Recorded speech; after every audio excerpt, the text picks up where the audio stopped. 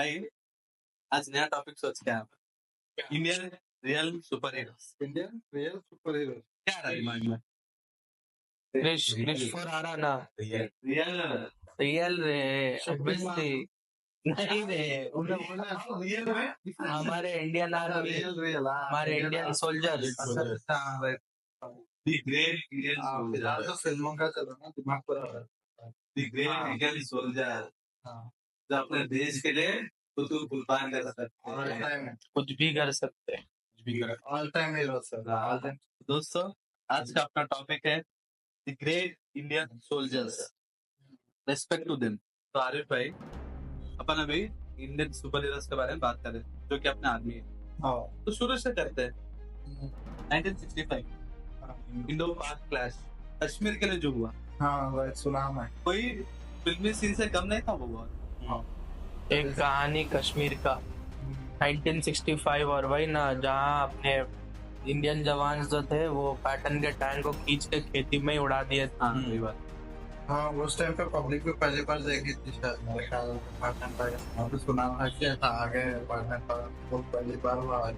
और इसका main background बोलता हूँ बहुत अच्छा। इसका बैकग्राउंड क्या है?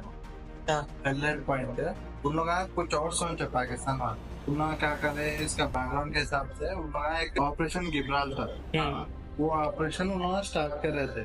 सोचे यहाँ कश्मीर वाले है ना अपने साइड है, पाकिस्तान वाले ऐसा सोचे कि कश्मीर वाले अपने को सपोर्ट कर। तो उन लोग वैसा सोच के स्टार्ट हुआ है असल ऑपरेशन। वो वार का मेन प्रॉब्लम ही ऐसा हुआ कि अपने कश्मीर में क्या करा मालूम, पाकिस्तान वालों को पकड़वा दी अपने मिलिट्री वाला। अच्छा करे रिपोर्ट करे जाके ऑफिशियल्स। वहाँ से स्टार्ट हो गया मसला है। मतलब खुद की जमीन में घुसकर बेइज्जती कर लिया। हाँ उनका अभी भी वही चल रहा है उनका, बिल्कुल सही बोल रहा इज्जती करवाना उनकी आदत। और वो टाइम पे प्राइम मिनिस्टर थे लाल बहादुर शास्त्री, जो बल्कि शांत स्वभाव के थे, लेकिन जब बात देश पे आई तो जय जवान जय किसान। और पाकिस्तान साइड अयूब खान और भुट्टो दोनों सोच रहे थे कश्मीर बस एक पुश से आ जाता। पर लोग को ये नहीं मालूम था Indian army ready. Indian army ready थी, अपनी एयरफोर्स जो है वो रेडी था। 7 लाख ट्रूप और कितना 720 कुछ एयरक्राफ्ट थे, टैंक्स टैंक्स और 420 एयरक्राफ्ट थे जो IAF के पास थे। और हॉकर हंटर एयरक्राफ्ट है वो, MiG-21 वो भी एयरक्राफ्ट है, वो जबरदस्त एयरक्राफ्ट है वो। हमारे कौन सा है पोलैंड नाइट सुना मैं भी। जबरदस्त एयरक्राफ्ट ये सब रेडी है। सिर्फ एक्शन की रेडी, मतलब उसके आसपास वेटिंग थे ना, इतना रेडी थे। बस एक जरूरत था, एक ऐसा आया ऑर्डर आया निकलने के लिए रेडी, खत्म। दूसरा और सुना है पाकिस्तान के पास और 2.6 ट्रूप्स थे और फाइटर जेट के F-86 और सफरे 104 पूरे रेडी है। और एक फाइटर जेट स्टार फाइटर बोल के वो भी थे उनके थे, मगर डिफेंस के लिए था, मगर स्ट्रैटेजी के प्रकार देखो तो बकवास। अब चलो बोलने में पड़ता नंबर मैटर नहीं करता, स्ट्रैटेजी मैटर। और फिर असल उत्तर के जहाँ पे पाकिस्तान के 97 पैटर्न टैंक इंडिया के अंदर घुस गए थे, तब अपने हवलदार अब्दुल हमीद जी 7 पैटर्न टैंक को सिर्फ अपने जीप छोड़ा, सिर्फ अपने जीप से। एक आदमी एक गन 7 पैटर्न टैंक्स। कोई एवेंजर्स से कम नहीं थे। एवेंजर्स से कम ना थे, एवेंजर्स कुछ भी ना थे। वो कल ग्राफिक्स था, ये करो ये रियल है, ये रियल एक्शन है। अगर लाइव देखो तो सीन टू सीन गूज़बम्स आते हैं। मैं बोलूं तो गुस्सा अब्दुल हमीद जी को प्योर रिस्पेक्ट मैन, मतलब तो उतना डेयरिंग कहाँ से वो टाइम पे लाए होंगे। सब छोड़ छाड़ के जान भी जा सकती थी, पर जा सकती थी क्या? ऑब्वियसली जान जाने के लिए वो लोग मालूम है हिम्मत रहना। अगर वॉर स्टार्ट जान के लिए सोचो तो ये वॉर जीतते। हाँ पहली बात आर्मी ही ज्वाइन नहीं करते। हाँ बस देखा हिम्मत कितना हिम्मत रहना। 7 टाइम्स वो सिर्फ इमेजिनेशन करे तो ये कितना बड़ा दिख रहा, रियलिटी में वो हुआ वो हाँ, हुआ। और इसमें पॉइंट क्या है मालूम, हाजी पीर पास जो था वो हाँ वो पास था वो टाइम पे हाँ। पाकिस्तान के पास। वो तक अपन कब्जा, मतलब अपन जीत गए थे वो जगह। और स्ट्रैटेजिक पॉइंट क्या है वही था, पर पॉइंट क्या है मालूम, ताशकंद एग्रीमेंट में वापस करना पड़ा, कर दिए, क्यों? करना पड़ा ना, कर दिए। और वो क्या है, पाक का स्ट्रैटेजिक पॉइंट था अच्छा, इन्फिल्ट्रेशन का। वही बोल- ओके, वो स्ट्रैटेजिक पॉइंट है, वो इन्फिल्ट्रेशन रूट था, इसलिए वो स्ट्रैटेजिक पॉइंट हुआ वो। वही और मैं क्या सुना हाजी पास के बारे में कि वो मिलिट्री वापस कर दिया था, जबकि वो मिलिट्री खुद, जैसे आरिफ बोला, वो जीता था। वो जीतने का वो भी एक ऑपरेशन हुआ था 1962 में, हाँ। ऑपरेशन बख्शिश, हम्म, उसमें वो लोग जीते थे। और ताशकंद एग्रीमेंट के तहत उसको फिर वापस कर दिए। इसमें कंट्रोवर्सी भी क्या हुआ मालूम, कि ये पहली बार हुआ कि मिलिट्री कोई चीज जीता लैंड और वापस कर दिया। तू दरिया दिली बोला है। राइट। खरीद का सामान इंडिया इंडिया का दिल्ली बहुत बड़ा है। हाँ, चीज उस टाइम पे ना, वो चीज छोड़ना बहुत बड़ी बात, कोई भी ना छोड़ो। सॉरी, एक करेक्शन, वो 1962 ने 1965 में हुआ था ऑपरेशन बख्शिश। ये बात है ना, वही सेम 1965 में ही ऑपरेशन बख्शिश। अरे वॉर में नहीं, इंडियंस के 2763 सोल्जर्स शहीद हुए और 58 एयरक्राफ्ट लॉस हुआ था। बट पाकिस्तान के साइड में 5800 लोग शहीद और 475 टैंक्स ने इंडियन सोल्जर्स डिस्ट्रॉय करे। 475 टैंक्स। तो फाइनली कश्मीर को हाथ से जाने नहीं दी और इससे पाकिस्तान का प्लान और एंड में जहाँ तक याद है 10 जनवरी 1966 को यूएसएसआर मीडिएशन किया और ताशकंद एग्रीमेंट लाया। इसके वजह से वॉर रुक गया, पीस ट्रीटी हुआ दोनों के बीच में, दोनों कंट्रीज के बीच में। तो ये ताशकंद एग्रीमेंट क्या है? ताशकंद एग्रीमेंट वो था, जैसे बताया 10 जनवरी 1966 को वो हुआ था, साइन किया गया था एग्रीमेंट। वो उसको एक्चुअल उसका मेन पर्पस था इंडिया पाकिस्तान जो वॉर हो रहा था, करंट वॉर, उन दोनों के बीच में पीस ट्रीटी आना। ठीक है।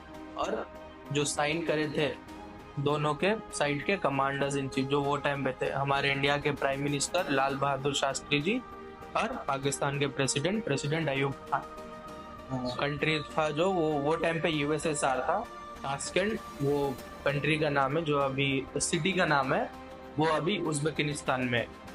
ताशकंद जब यूएसएसआर था, उसके बाद तो सोवियत यूनियन पूरा बिखर गया इधर उधर, फिर अलग अलग कंट्रीज बने। भाई फाइनल मुद्दा यही था कि जो भी टेरिटरीज वो लोग लिए थे वो वापस कर देना। फॉर एग्जांपल आरिफ जो बताया था हाजी पीर पास, वो वापस दे दिए। दोनों के बीच में कोई भी इंटरफेरेंस नहीं होना, कोई भी मैटर में शांति में रहना। और इमोशनल मूवमेंट क्या हुआ उसके बाद, कुछ ही घंटे बाद हमारे जो प्राइम मिनिस्टर थे लाल बहादुर शास्त्री जी, उनका हार्ट अटैक से देहांत हो गया। ग्रेट लीडर थे हम। शांति के साथ मौत हुई, पूरा मतलब साइन वाइन हो गया, बस शांति के साथ मौत हुई। और एक हिसाब से देखा गया तो कैसा बोलूँ मैं, पॉइंट बोलूँ तो पर पीसफुल मौत और प्लस सब चीज सेट करके हुआ होगा दिया। मतलब वो एक ऐसे शांत आदमी शांत से जंग जीत गए। और दिल छूने वाली चीज थी, तो उनका ध्यान था। तो फिर फाइनली अपना भारत अपना मिट्टी बचाए हाँ, और पाकिस्तान की सबक सिखाए। और इससे सबसे बड़ा बात ये मालूम चलता है कि जब भारत में, जब कोई भी देश में युद्ध होता है तो उसके अवाम और आर्मी दोनों मिलके मुकाबला करते होते हैं। करना चाहिए, तब जाके देश जीतेगा। क्योंकि देश को हम लोग बाहर से नहीं बचा सकते, कभी भी देश अंदर से बचा सकते, समझा? इसीलिए जय जवान जय किसान। ये जो स्वराज आया है उसे हम मजबूती से अपने पास रखेंगे ताकि कोई दूसरा हमारी तरफ टेढ़ी नजर भी उठाकर देखे तो हम उसका पूरी तरह से मुकाबला कर सके। मैं आपसे कहूंगा कि 2 नारे आज लगें, जय जवान, जय किसान, जय हिंद।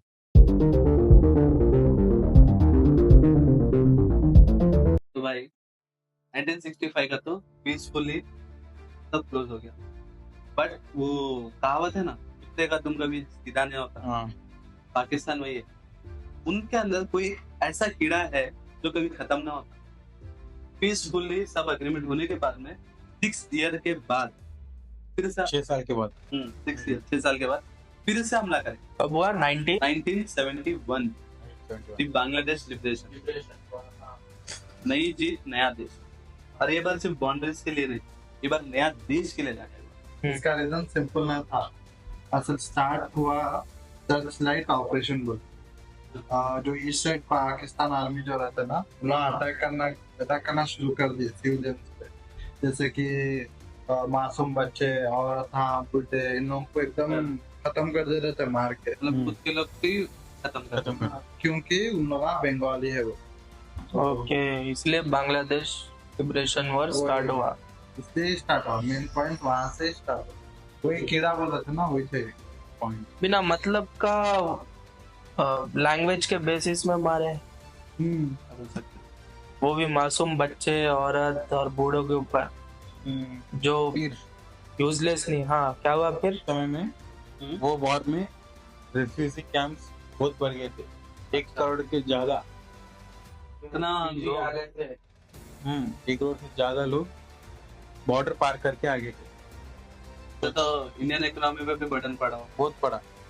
ऑब्वियसली, क्योंकि वो टाइम पे इंडिया जस्ट फ्रीडम मिलके ग्रो ही कर रहा था, धीरे धीरे ग्रो कर रहा था, स्टेबल हुआ था, तभी इंदिरा गांधी आई थी।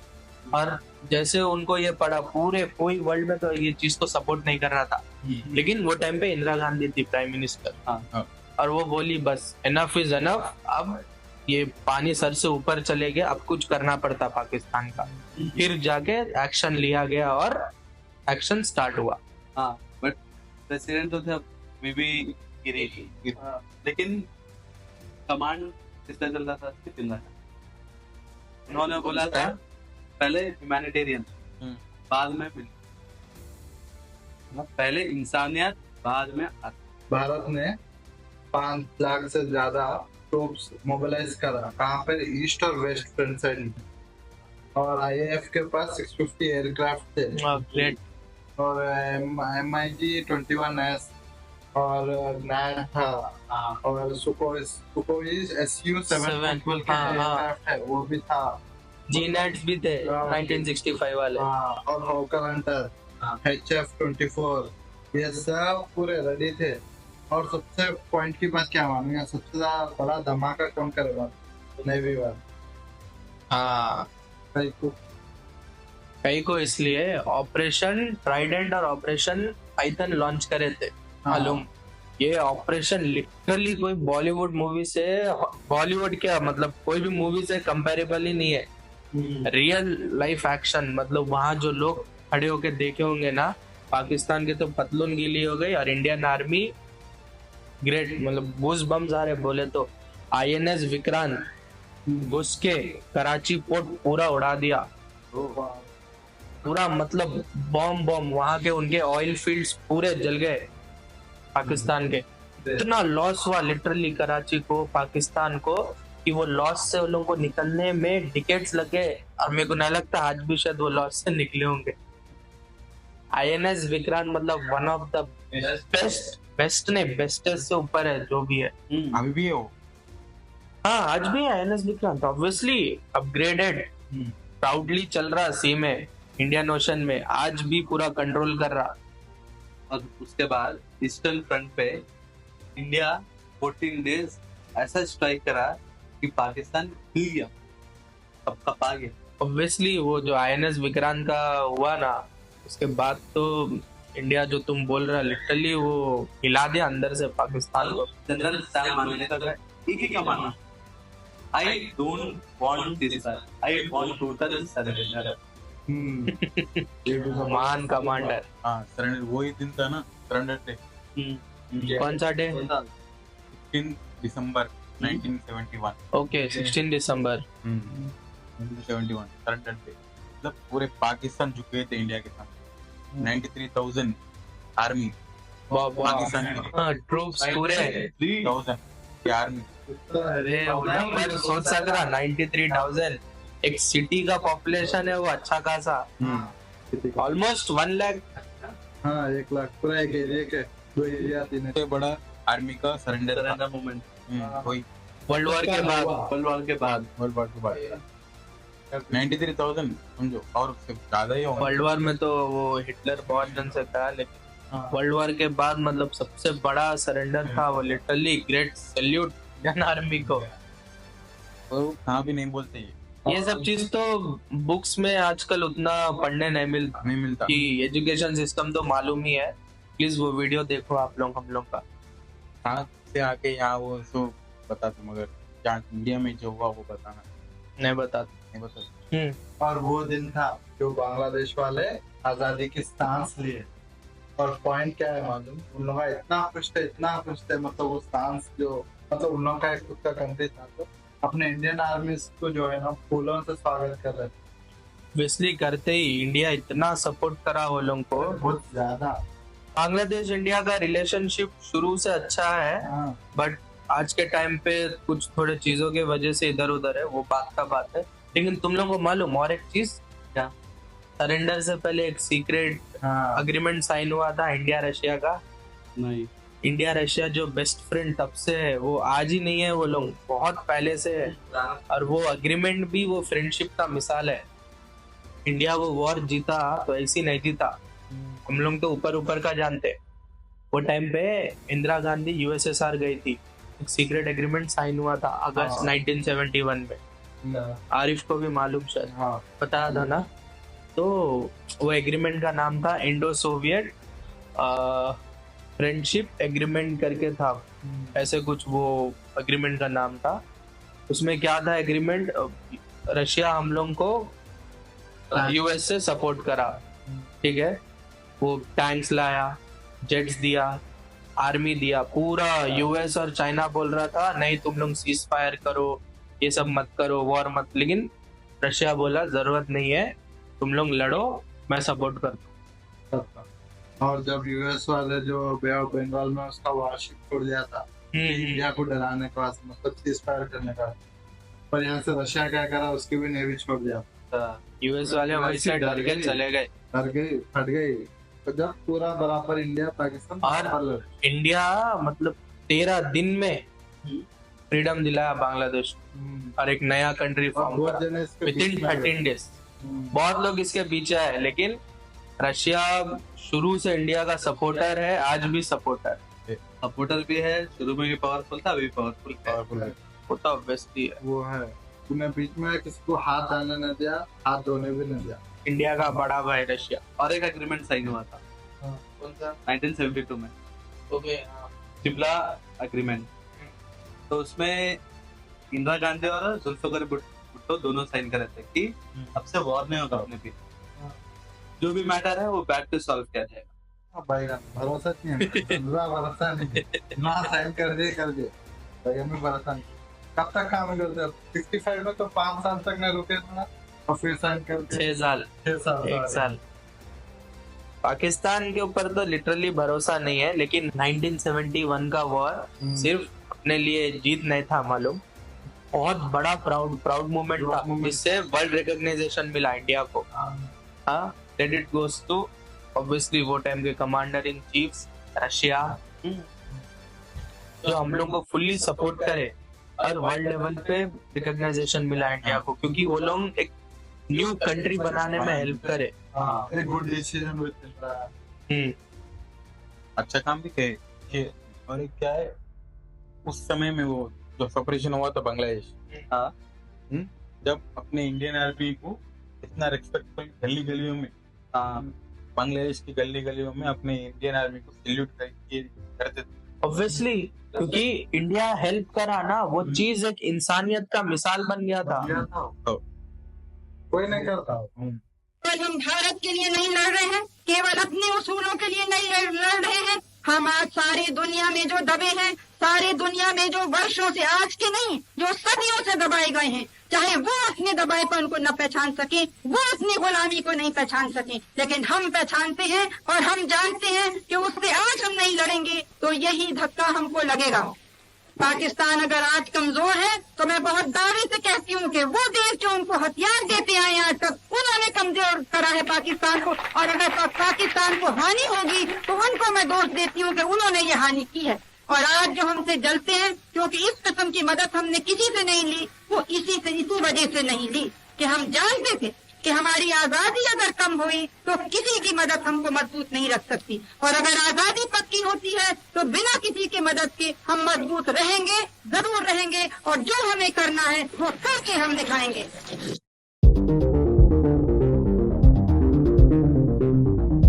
भाई अभी हम लोग सामने से वॉर हुआ तो एक बार को मान सकते कि लड़ सकता, लेकिन जो पीठ पीछे वार करता उसको क्या बोला है? पीठ पीछे जो वार करता उसको क्या बोलेगा आदमी? कायर, बुज़दिल, डरपोक, जिसको लड़ने को हाथ नहीं होता। तो ये चीज हुआ था 1999 कारगिल वॉर, जिसमें पाकिस्तान पीठ पे हमला करा था। क्योंकि वो लोग सामने से लड़के मालूम है 2 बार लड़ लिए ना, ना होता तो पीछे से तो ट्राई करेंगे कम से कम। ऐसा तो पूरे वर्ल्ड कप देख रहे थे, वो टाइम पे पाकिस्तान पीठ पीछे घुस गया कारगिल में। वो टाइम समर्स का सीजन था शायद, मतलब सोच रहा समर के सीजन में लद्दाख के पहाड़ में घुसना बोले तो लिटरली वो पागलपंती है, वो दिमाग खराब हो गया था उसका। तो ऊपर मूवी भी बना ना, ऑब्वियसली तुम लोग भी तो एक्चुअली इन लोगों का प्लान क्या था बोला तो इंडिया का सियाचिन लिंक कट करना और दुनिया को बताना कि कश्मीर में लोग अपराइजिंग हो रहे। और उन लोगों का और एक क्या है मेन पॉइंट क्या है बोला तो पाकिस्तान वाले उन लोगों की मिलिटेंट के जैसा घुस गई, और वही बिना यूनिफॉर्म के और मतलब बिना यूनिफॉर्म के घुस गई, मिलिटेंट घुस गई, वही फुल ट्रेनिंग के साथ पाकिस्तानी आर्मी पे और मिलिटेंट के। फिर लाइन ऑफ कंट्रोल हो गया है। हाँ एलओसी भी था ना, ऐसा कैसा घुस गए वो लोग। एलओसी को क्रॉस करके वो लोग ना बटालियन, टाइगर हिल, ये सबको कब्जा करने थे और अपने सोल्जर्स को खबर तक नहीं था। तो पेट्रोलिंग के लिए निकले ना सोल्जर्स, तब देखे कि ऊपर से फायर हो। और पेट्रोलिंग क्या है, वो 24/7 नहीं रह सकते ना, बहुत सीवियर हार्श कोल्ड वाला जगह है, तो पेट्रोलिंग हर आवर में होता या हर 2-2 घंटे में होता। वही ना, रोटेशंस में वो लोग आते रहते। अच्छा, उस टाइम पे ऑपरेशन विजय स्टार्ट हुआ था और उस टाइम पे पीएम कौन थे? अटल बिहारी वाजपेयी। हाँ राइट उनो, हाँ उस टाइम पर 30,000 ट्रूप्स के साथ अटैक करने वाले थे, और ऊपर से कितने 16,000 फीट 10 डिग्री सेल्सियस में अपहिल्स में जाने का था, -10 डिग्री। उस टाइम पे 16,000 फीट ऊपर चलने का था अटैक करने के बाद। हाँ वो जगह पे ऑक्सीजन इतना कम रहता, मुश्किल ऊपर जाना, वही तो लिटरली कितना मतलब डिफिकल्ट है ये चीज करना बोला तो। वो रियलिटी में इमेजिन करे तो सोच, एक ऑलरेडी पहाड़ में दुश्मन है, ऊपर से नजर लग रहा, नीचे वाले लोग चढ़ के ऊपर जा रहे, मतलब उनको कितना एडवांटेज है। वही 16,000 फीट का, वो भी 16,000 फीट चढ़ के नीचे से ऊपर जाना यहाँ के आर्मी, यहाँ सीधा चलने 10 डिग्री में ना होता तो इतना ऊपर फाइट करना इतना मुश्किल रहता। और वो टाइम पे हम लोग का IF भी रेडी था ऑपरेशन सफेद सागर के साथ, MiG-21S और लेजर गाइडेड बॉम्ब्स भी यूज करे थे, पहली बार यूज हुआ था पहली बार वॉर में लेजर गाइडेड बॉम्ब। और जो तुमने सोचा है कि पहाड़ में चढ़ना आसान होता, वो सेम बॉर्डर के जैसा नहीं होता लड़ाई कि उतना ऊपर चढ़ना, मतलब हर कदम पे जान का जोखिम है, हर एक कदम पे। अब फिल्म में चल रहा, ऊपर से टारगेट तो ऑलरेडी विजिबल रहता, 16,000 फीट, हर कदम में अपना जान तुम हाथ में लेकर चलना। प्लेन जमीन में लड़ना, तेरे को दुश्मन दिख रहा सामने, इतना दूर है नहीं है। अब तुम अपील में जा रहा है, ऐसे में तेरे को कैसे समझ में आएगा दुश्मन किधर छुपाया नहीं है। इसलिए इसमें आईएएफ का रोल बहुत क्रूशियल है। आईएएफ वाले बहुत क्रूशियल रोल प्ले करे। और ये जो अपील हुआ था ना, अपील हुआ, तो उसमें पूरा हिल्स था, तो उसमें से वन ऑफ द पार्ट था टाइगर हिल, जिसको पाकिस्तान कैप्चर, उसको अनकैप्चर करने के लिए कैप्टन विक्रम बत्रा एयरक्राफ्ट लेके खुद का जान जोखिम में डाल के घुस गए थे डायरेक्ट। उनका लास्ट एक ही वर्ड था, ये दिल मांगे मोर।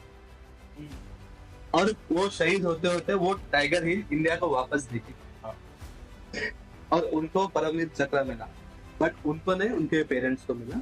ऑब्वियसली शहीद हो गए थे वो वॉर में, लेकिन रेस्पेक्ट तो। बट इतना रिस्क लेके एक कैप्टन खुद जाना बहुत बड़ी बात। और ग्रेनेडियर योगेंद्र सिंह यादव जो गोली लगते हुए भी पहाड़ चढ़ के पोस्ट कैप्चर हुए, उसके बाद उनको परमवीर चक्र, जिंदा परमवीर चक्र मिला। और उन्होंने 19 साल की उम्र में मतलब 19 साल की उम्र में उनको यंगेस्ट परमवीर चक्र उनको मिलना हो। आज तक इंडिया में किसी को नहीं मिला। 19 ईयर्स मतलब 19 साल की उम्र में उस टाइम पे अपन 10th कंप्लीट कर। हाँ, 19-20 साल के लड़के। मैं सुना और वो उस तरफ जाते समय भी उसका 4-5 गोलियां लगे उनको, मतलब इतना पेन हो तो भी जा सकते हो। ऊपर चढ़ना, उतना गोली लग के, प्लस जीतना भी, वही ये सब इम्पॉसिबल चीज जो हम लोग सोचते ना। आर्मी उनको, मतलब आर्मी वाले ऐसा फील कराते हैं कि इम्पॉसिबल इज नथिंग। प्रूफ कराते वो लोग, फील भी नहीं, वो लोग प्रूफ करते कि impossible is nothing in front of us. वो माइंडसेट है उसके लिए, तो वो लोग आर्मी में ज्वाइन होता। हम लोग जैसे आर्मी में ज्वाइन हो तो कुछ नहीं करते, दूसरे दिन वापस आ जाएंगे। हाँ, जान गवाए तो क्या, मगर जीत के आता। हाँ, और ये सब चीज होने के बाद पूरा दुनिया भी देखा कि पाकिस्तान कैसा पीठ से छुरा होगा, बैक स्टेप किया।